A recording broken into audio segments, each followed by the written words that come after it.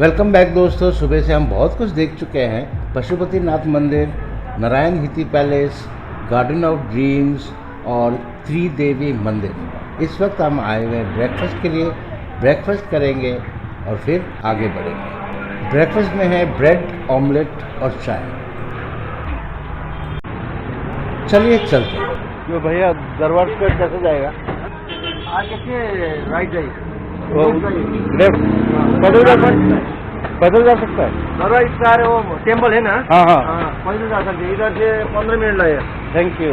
वो करना है ना आगे, हाँ हाँ उससे लेफ्ट जाइए, सीधा जाइए। Okay okay thank you. आइए आज आपको हम काठमांडू में रिक्शा का सवारी करवाते हैं। कुछ दिन पहले आपको बीरगंज में रिक्शा सवारी करवाया था और हम जा रहे हैं फेमस दरबार स्क्वायर ऑफ काठमांडू। सुबह का वक्त है, सारे दुकान खुले भी नहीं हैं और ट्रैफिक भी काफ़ी लाइट की है। जिस रास्ते से हम जा रहे हैं इसे थमेल मार्ग कहते हैं। इधर बहुत बड़े बड़े मार्केट्स हैं, जैसे कि एक बड़े शहर में होना चाहिए। और इधर आसपास एक और मार्केट है जिसका नाम है असन मार्केट, तो उसे भी देखना चाहेंगे अगर वक्त मिला तो। हमने जो वहाँ से राइट टर्न लिया, वहाँ से इसे जेपी मार्ग कहते हैं। एक्चुअली काठमांडू एक बहुत ही बड़ा शहर है और बहुत सारी चीज़ें हैं इधर देखने को। तो इधर एक्चुअली अगर सब देखना चाहो तो कम से कम 10 दिन चाहिए, लेकिन मैं तो सिर्फ 2 ही दिन के लिए हूँ। फिर भी ज़्यादा से ज़्यादा कवर करने की कोशिश करेंगे। नेपाल में ज़्यादातर टूरिस्ट स्पॉट्स पे एंट्री फी है। कहीं पे भारी भरकम है तो कहीं पे हल्का फुल्का है, लेकिन है ज़रूर। मैं एक बजट ट्रैवलर हूँ तो मैं उसी एंगल से बात करूँगा। जैसे ही आप बॉर्डर क्रॉस करके इंडिया से आते हो और आप अपना करेंसी चेंज करवाते हो तो आपको ढेर सारे रुपए मिल जाता है। सपोजिंग आप 10,000 रुपीज़ एक्सचेंज करवाया तो आपको 16,000 रुपीज़ मिलते हैं। तो आपको लगता है भाई मैं तो मालदार हो गया, काफ़ी सारे पैसे हैं। तो जो मेरे जैसे बजट ट्रैवलर्स है उनको मेरा यही सलाह रहेगा कि उसको 16,000 पकड़ के ना चले, बल्कि 9 से 10,000 ही लेके चले। ज़्यादातर चीज़ आपको इंडिया के रेट्स जैसे ही मिलेंगे, एक एकोमोडेशन का छोड़ के। एकोमोडेशन मुझे लगा कि थोड़ा सा सस्ता है।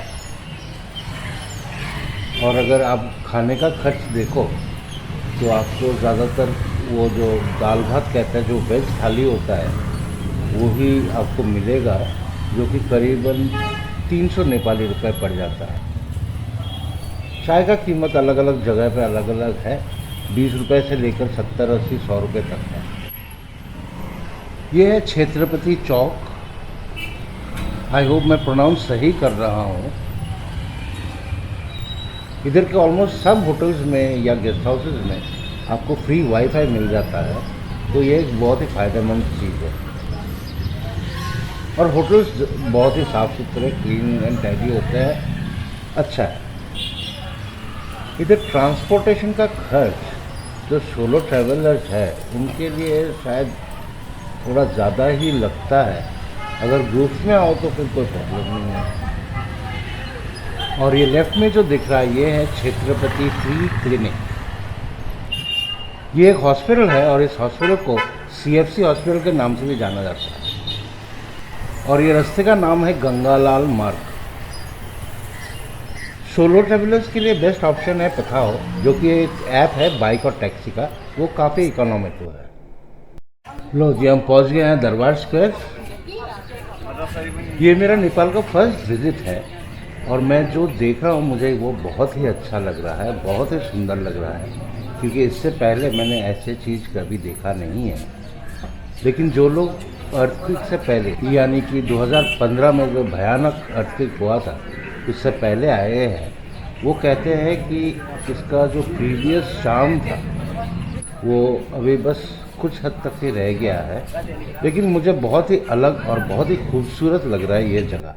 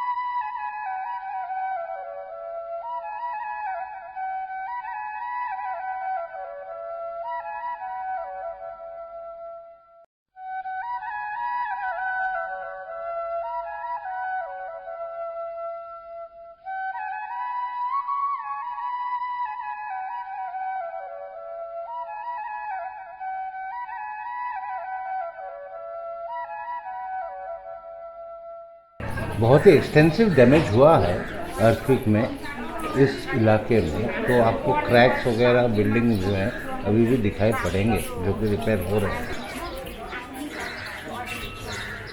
जय बजरंग। किसी किसी में एक्सटर्नल सपोर्ट भी दे रखा है और कुछ कुछ शायद कम्प्लीटली रिकंस्ट्रक्ट किया गया है। जो पुराना पैलेस था वो इसी दरबार स्क्वायर में था और इनके जितने भी इम्पोर्टेंट फंक्शंस होते थे वो इसी दरबार स्क्वायर में हुआ करते थे।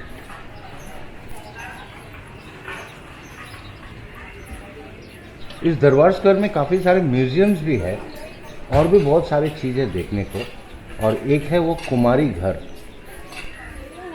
अगर आपको ये दरबार स्क्वायर इन डिटेल देखना है और समझना है तो आपको गाइड लेना ज़रूरी हो जाता है, जो कि आपको वो एंट्री गेट पे ही मिल जाता है। एंट्री गेट तो ऐसा कोई है नहीं, एक टिकट काउंटर है, वहाँ पे मिल जाते हैं। ये जो आवाज़ आपको सुनाई दे रहा है ये रिपेयर और मेंटेनेंस का सबूत है। अभी भी जोर शोर से काम चालू है। इधर घूमने के लिए आपको एक एंट्री फी देना होता है, जो कि इंडियंस के लिए है 150 रुपये नेपाली और बाकी फॉरेनर्स के लिए है 1000 रुपये नेपाली।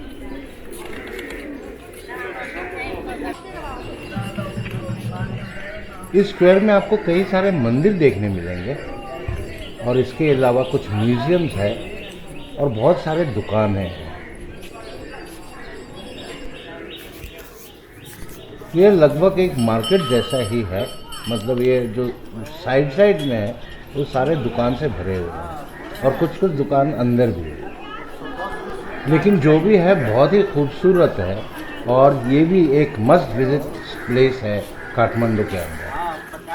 काला और 30 मैरून, बाद बाकी 10 और ढेर सारे कबूतर तो है ही है। इधर कुछ फॉरेन टूरिस्ट भी दिखाई पड़ रहे हैं पहली बार।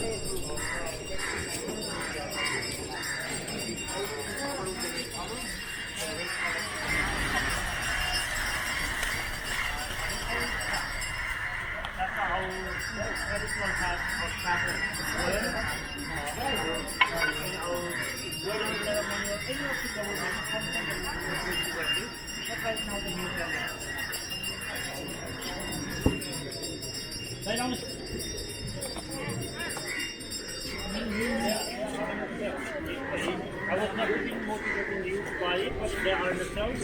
Some die, some they come. So when you see the people are wearing, that's our national flag. That's our traditional dresses. For men, sari, these are yep.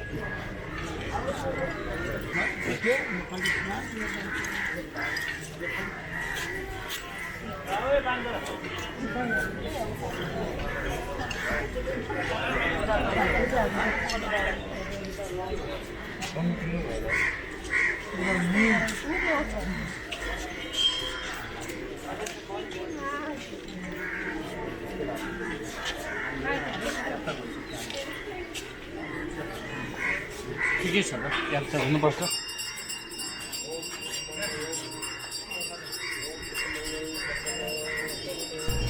दरबार स्क्वायर जब भी घूमने आए पूरे दिन का प्रोग्राम बनाकर आए यहाँ, क्योंकि काफ़ी टाइम लगेगा इधर घूमने को।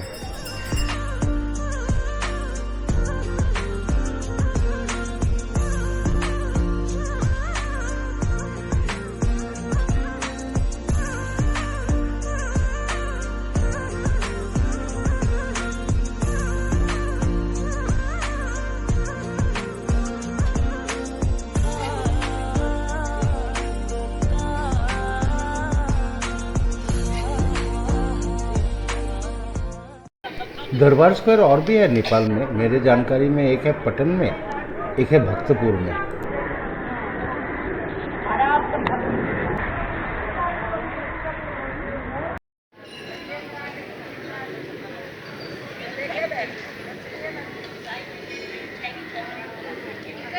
मेरा प्लान कोई फिक्स नहीं है, तो देखते हैं कहाँ तक क्या क्या देख पाते हैं।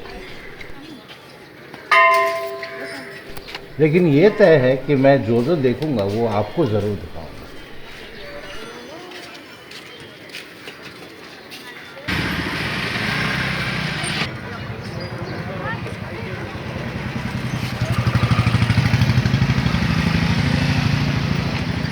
ये मंदिर का नाम क्या है वैसे?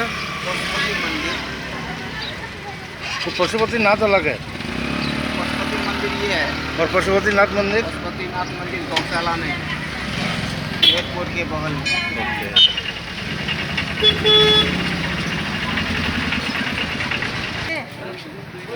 तो सुबह हम जो दर्शन पे गए थे वो था पशुपतिनाथ मंदिर, और अभी जो हम देखकर आ रहे हैं वो है पशुपति मंदिर।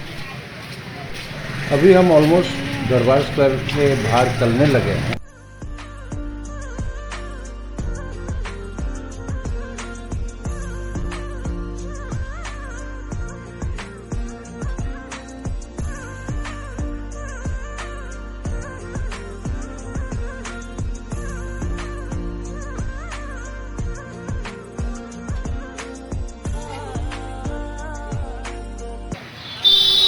तो इस वीडियो के लिए इतना ही, और बहुत कुछ है देखने को बाकी, तो वो सब अगले वीडियो में।